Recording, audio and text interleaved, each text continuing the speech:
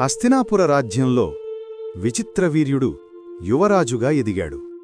బలహీనమైన శరీరం, కాని శుద్ధమైన హృదయం. కాని రాజ్యం ఎదురుచూసిన ప్రశ్న, ఈ వంశానికి తదుపరి వారసుడు ఎప్పుడు జన్మిస్తాడు? ఈ సమయంలో కాశీరాజ్యంలో జరిగిన స్వయంవరానికి భీష్ముడు వెళ్ళి అంబా, అంబిక, అంబాలికలను హస్తినాపురానికి తీసుకువచ్చాడు. విచిత్రవీర్యుడు అంబిక, అంబాలికలను వివాహం చేసుకున్నాడు. రాజ్యం మరలా ఆశతో నిండిపోయింది.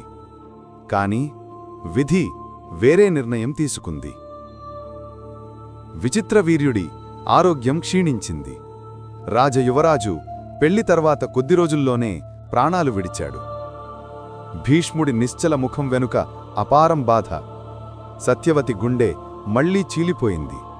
ఎందుకంటే హస్తినాపురం మళ్లీ వారసుడిని కోల్పోయింది. రాజ్యం భవిష్యత్తు ఎవరికి తెలియదు.